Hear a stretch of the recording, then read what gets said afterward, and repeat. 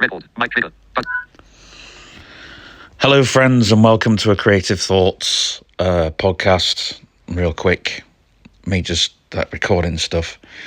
And I thought kind of just like, first and foremost, I want to bring people back and answer two of the biggest following questions. It's the third big following questions. And the first question I get asked is, why did you sell your web development and design company and change it to an ad company that you now have? And another question I get asked all the time is, how can you grow and build an empire in 2025, and how can you start and grow a business in your bedroom in 2025? So I think I'm going to start with that question, because I think, like in the 90s, it was very different. But we had to do, and you still have to think like a 90s kid. You can't just open ChatGPT unless you've got something raw and concrete, because it's all very well and good having AI as your personal assistant. I won't say friend in this because this is a business video, and I know a lot of people are going to go, there's a lot of people out there that are going to go, you're a business person, you shouldn't be, But the thing is, right, here's the thing. AI is your assistant, so therefore it will do the things you can't. And because nowadays, not a lot of people want to work for you. Pardon me. But you still have to think concrete. So you need a team, right? So what's the team going to do? What are you going to allocate the people on the team? Are they going to be emailing clients? Are they going to be getting clients? Are they going to be doing your marketing? Are they going to be doing your social media? Because the thing is also as well is it all depends what type of business you are. Now, if you're a boomer, I'm talking to the older generation here, the grannies and the granddads, the ones that are kind of still doing, running the business for the 13 or 14-year-old. And I'm going to say this to you, keep doing it. Keep doing it. You are a staple point in the team. And the reason I say that is because,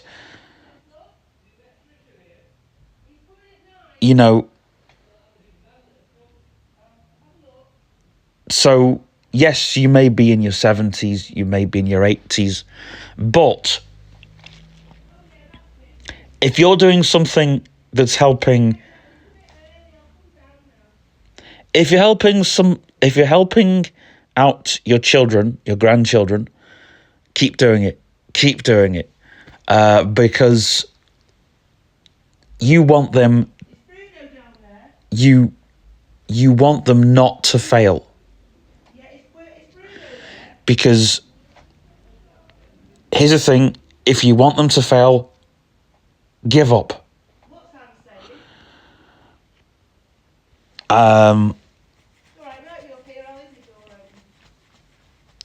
If you want them to fail, give up.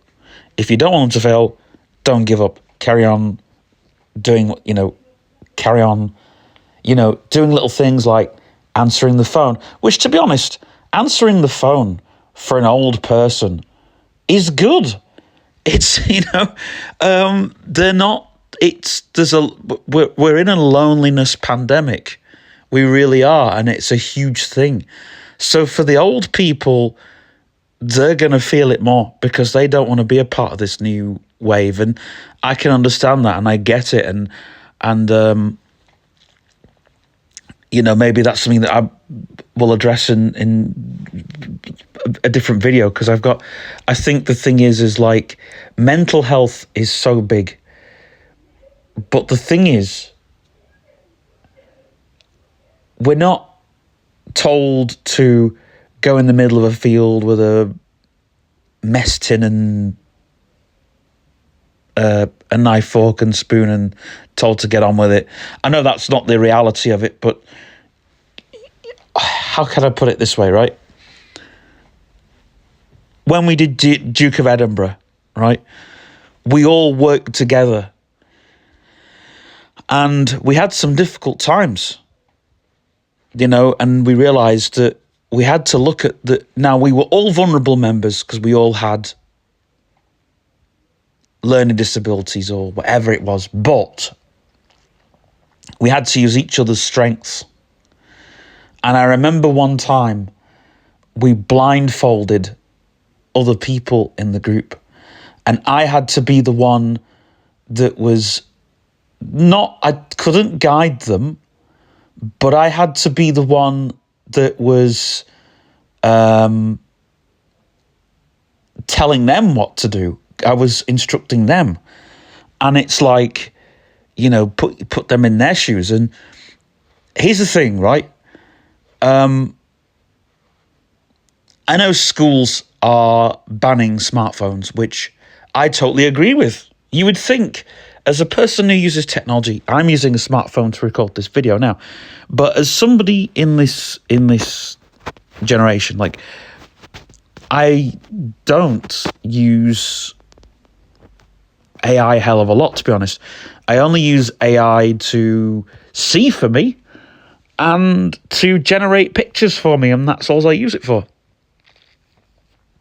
I don't really like having long, meaningful conversations with AI. I only do it to test it for videos, because and the only AI I use for a conversation is Gemini, and I use it for, you know, I'll use it for research or whatever, because I'm learning what AI is doing. But I feel like sometimes we need to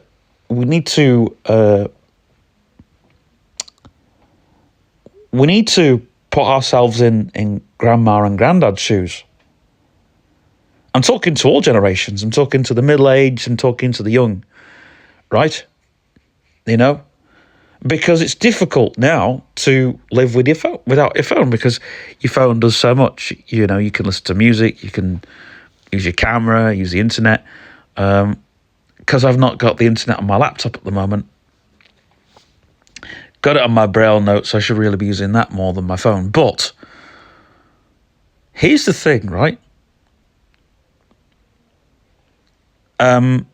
Because I can't, because I couldn't put it on the laptop, you know, I've used my phone. But here's the thing: can we, there will be days where I don't bother with the internet at all, and there'll be days when I don't bother with the phone. There'll be days when I don't go on YouTube. I'll use the speaker downstairs. There's all kinds of things, you know, or I'll rather watch, you know, something on television or listen to the radio, you know, or whatever. But I've decided to dumb things down a little. I don't use that word lightly, because dumb is a bit of it's a bit of an F word in our community. So I try not use it if I can. So I do apologise to any of my hard of hearing fans out there.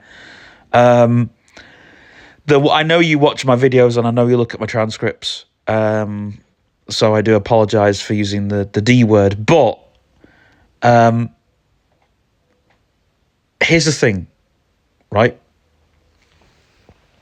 I think, you know, we do need to put the shoes, like getting fully sighted people to wear a blindfold. You know? Always the thing, I think what schools should be doing is on the break times, if they want to go on their phones, they should, right, you can go on your phone, but we want you to wear sim specs, or we want you to use speech software or smart, get the kids learning about how we do things, or the elder people, because I think when they're not using the phone, they're learning to understand how elder generations are. I've actually met kids now, strangely enough, that it scares them when you start talking to them. And I'm not joking. And I'm not, you think I'm messing around. I'm not. I was in the bus stop a couple of times, and I met these kids, and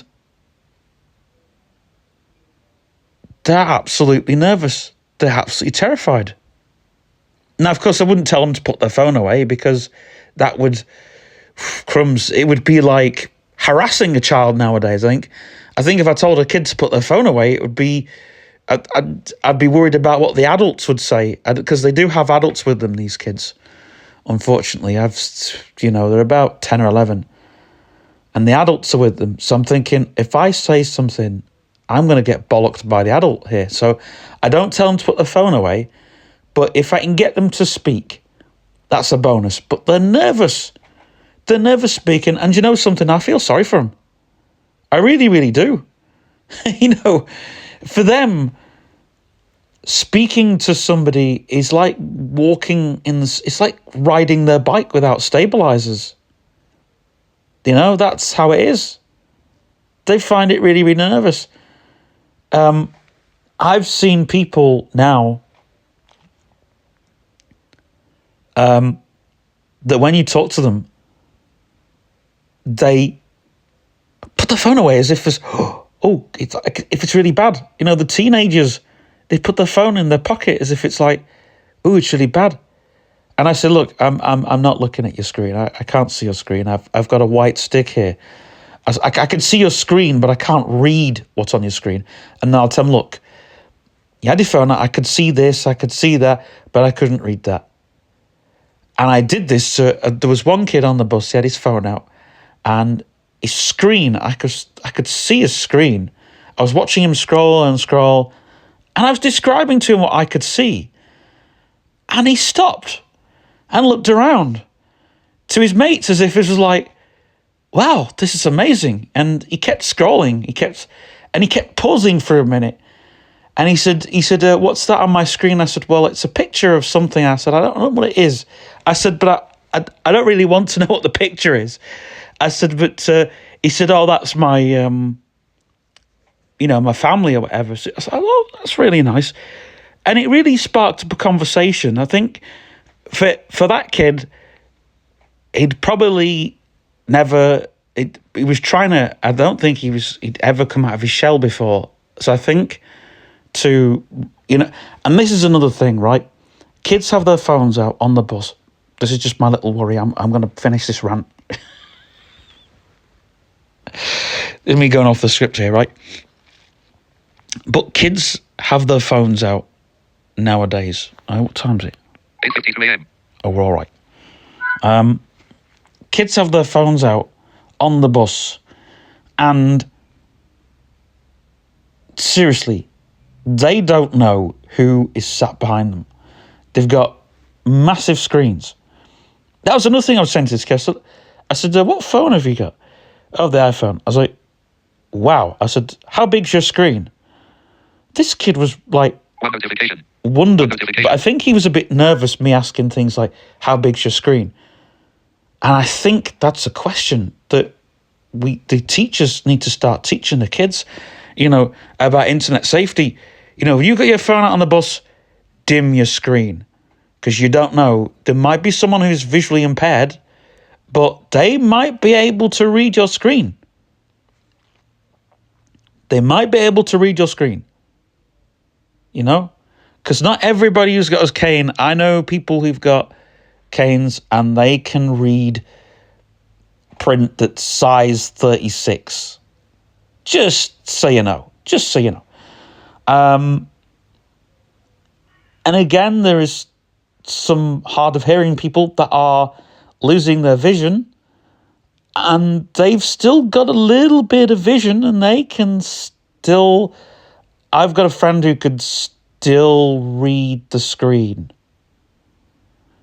And we have conversations about this all the time on TikTok, and I was telling her about this kid on the bus, and she would turn around and she said, "Oh no," she said, "I see kids do it all the time." And my worry is, you know, like, they've got the screen, they've got the brightness all the way up, right? They've got the brightness as high as it'll go. They've got the screen resolution as high as it'll go. They've got it all the way to the max. Now, I understand they want to watch something, but seriously, if someone sat behind you on the bus and you got your phone out and you screen scrolling, do you really want people? Because just as a glimpse, you might as well just shout all your personal information on the bus.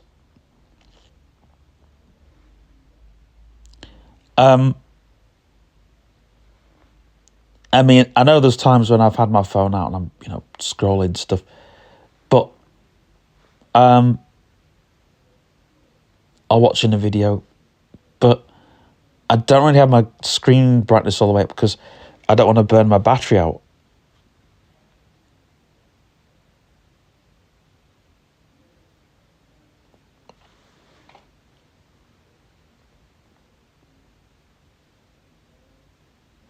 Anyway, another thing.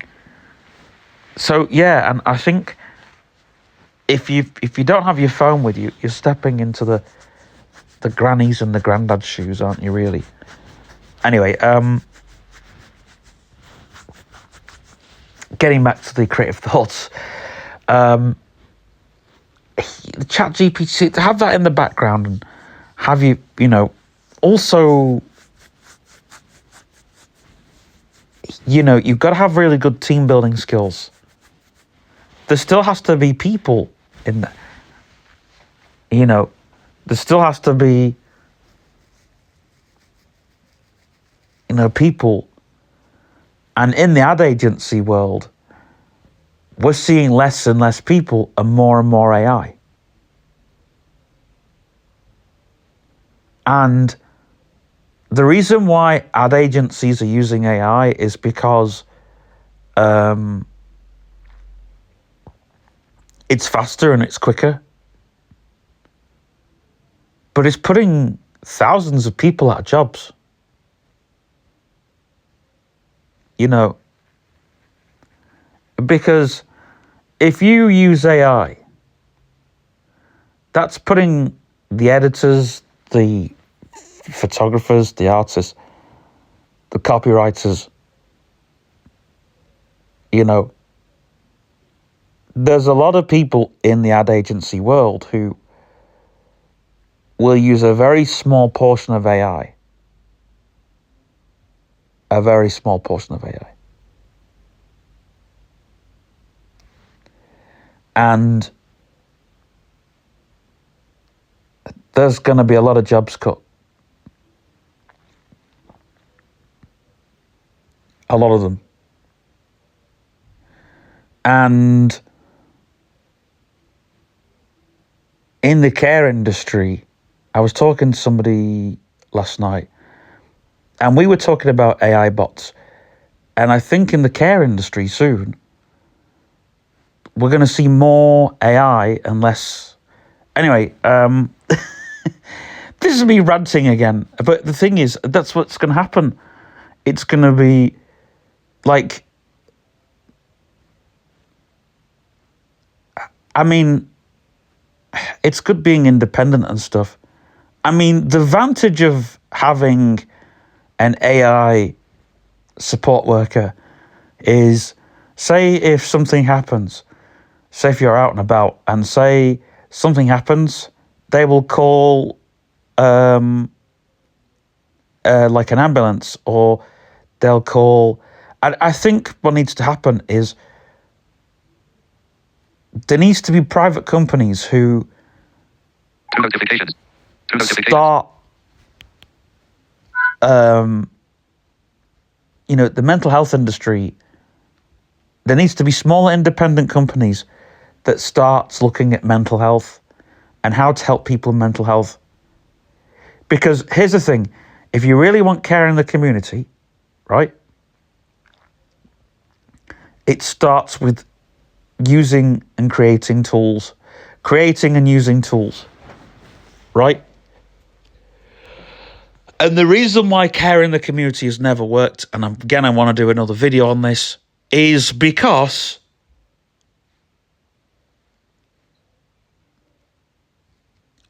the reason why care in the community has never worked is because you've put somebody into an empty workshop with no tools. That's basically what you did. It's great, yes, letting these asylums, these institutions just don't work because, again, it's empty sheds with no tools. It's just people being warehoused because it's somewhere to put them. And the thing is, it's like, it does good for our society, and blah, blah, blah, and all the rest of it. And that's the way it's been. But no one's ever understood, and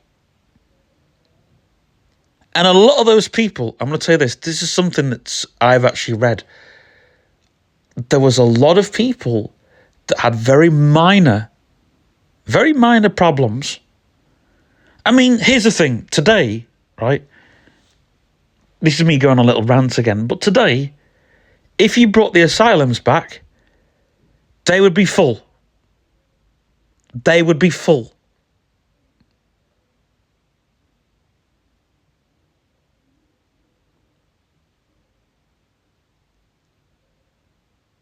And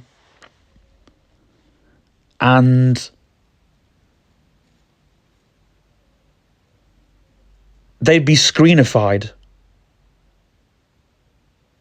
So it would be a lot worse. A lot worse. So yeah, here's the thing. If you want to know how bad it'll be, just go and research what white torture is, and basically that's what it'd be like. It'd be like white torture and being quarantined at the same time.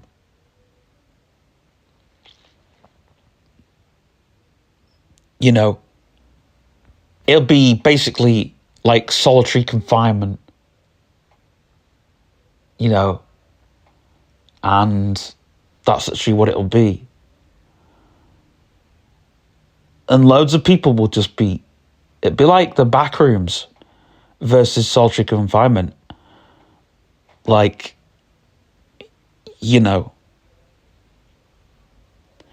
there was in the, I can't remember which year it was it the 60s or the 70s? So there were still asylums. But there were software developers, obviously high on LSD, that basically predicted that the future, the asylums will literally just they won't be needed because technology will be so fast that it'll be the asylum. Wow. What am I predicting? Something that's already happening. But anyway. But yeah, if today, if they had the asylums back, there would be millions and millions and millions of people in them.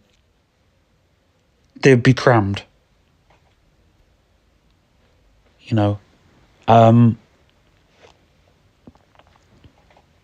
And I mean, the mental health industry realizes now they don't need asylums now because they've got drug treatment. That's why the asylums went, because of the drugs. And they realized that, oh, well, we don't have to use some Victorian institution to cover up our certain acts. We can do it elsewhere. Anyway, sorry, I should script these because I just go off on little tangents, but do you see where this is going? And I think whichever industry you work in, something's going to destroy it, and it's just going to make it. Anyway, I'll move on to my second question, which is how I started, why I sold my web development and design company and basically moved on to have the advertisement company that you know today. Well, I couldn't understand the business of web design and development. Couldn't understand it. And it was getting frustrating. And all the fun stuff I wasn't doing.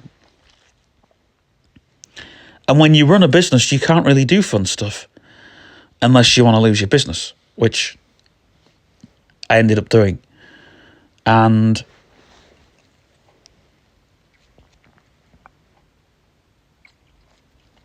we were developing, we were programming. And I think towards the end when we started creating databases and for clients, and I just turned around and said, look, we'll do this and we'll sell databases.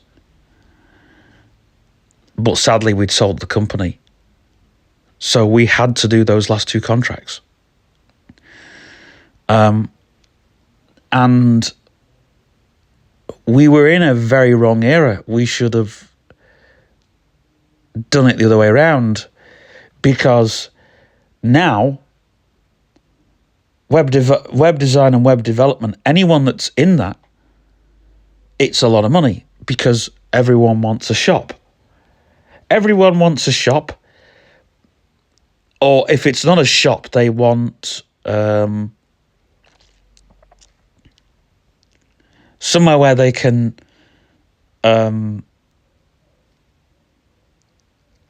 manage stuff, or stuff where they can. But really, the internet is just one massive mall. Something which we imagined, back in the day. But literally, all the shops now, like, if you're not online, and it's what I said before, you're going to lose out. You're just going to lose out. That's the whole thing. Now, we were getting more clients, but we were designing stores like Lunch Wagon and that, and they were quite forward because they had, like Lunch Wagon now, it's called,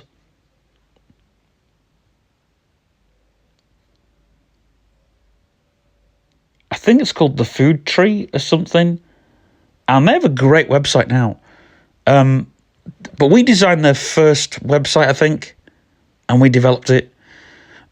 We did quite a few things. We did CyberClans back in the beginning, which you all know about the story of that. And we did a lot of work behind the scenes. But now it's like I design websites for fun. Like, I'll do a design and I'll give it to whoever. And I'll say, oh, look at this, this idea or whatever. But it's usually for brainstorm. It's nothing else.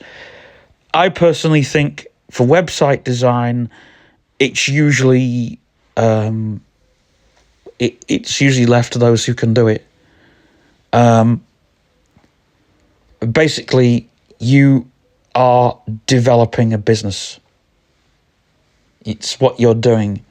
And as a web designer or a web developer, you are developing not just a website anymore. You're not just sat coding a little bit of HTML or whatever. You are the face of the bricks and the mortar of that company. In fact, web designers and web developers, they're more than builders. They really are, because they're not just putting the bricks and the mortar together. They're putting the business together. They're putting the they're putting everything together. So when the customers go there, they have this great experience. They have this great experience, and the and the people that want that website, but obviously there are big websites taking over. So it's great when people can make money off small websites. It really is. And the indie web, just a little note on that. The indie web is literally what Cyberclans was going to be. So, Cyberclans could come back as like an indie site, I think. But it has come back, but not. It's just a stupid newsreader thing. It's not, it just puts. It's just a newspaper now. It's not this cool place with loads of forums and stuff now. And it got hacked to death and everything, and it was using Flash, which. Yeah, Flash is just really, really flaky. It's only good for one thing, and that's animation and games. Well, that's two things, but anyway. So we realised that it was lockdown was starting, and we didn't know where our customers were coming. We were talking to them, but then we didn't have people in the office. And you're thinking, oh, that's great. You're a web designer. You don't need anybody in the office. Well, I was the person that needed the people to say, look, now I know they're imaginary and stuff like that, but I needed people in the office. And lockdown, there was only me in the office for the first half of lockdown. When we could get people in the office, which we could only have 2 people in.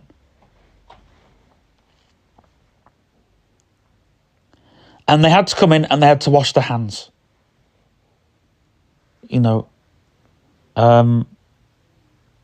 And it was really weird. And yeah. And there was even a spell where we had to wear a mask in the office. And we couldn't play Spotify in the office. We had to have the radio on. But anyway, so that was later on, by the way. But we couldn't function. The first half of lockdown, we couldn't function. So when lockdown lifted, we had spoken, and I was going on holiday because there was a spell where you could go away. There was a lot of, we went to Centre Parks. That vlog is here on the channel. It was really weird time, like really weird. And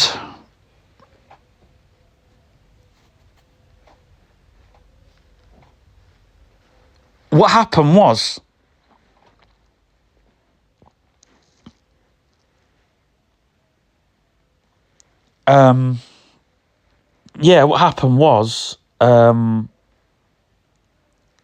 it was like really weird. It was like a strange dream. Do you know when you fall asleep and you have a strange dream? You never think this strange dream's going to actually happen while I'm awake. Well, Centre Parks was that strange dream. And when you went into the changing rooms, there was a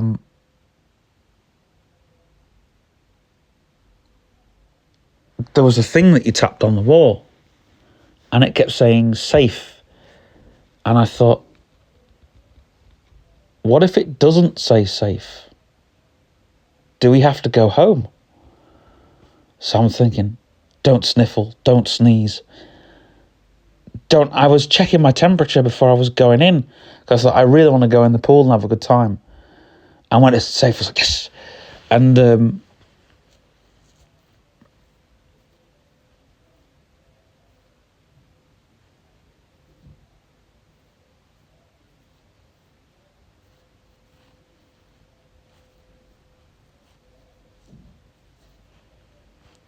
then there was all these stupid rules that you weren't allowed to sing, and you weren't allowed to dance, and you weren't allowed to...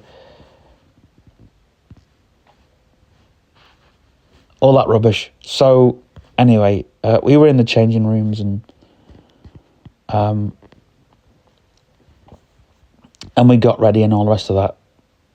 And that night, I got back to the lodge, and I was drinking my beer, and I was checking the store because I was working the next morning.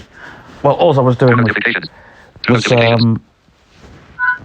putting stats through and making sure everything was sold and everything, and sorting the store out. And that evening, we got somebody from Mind Bob, I've forgotten who it was. We'd sold the company name. It's still my email address, but anyway, sold the company name. And then I came back home, and we were then Ball and Mackenhill Productions. But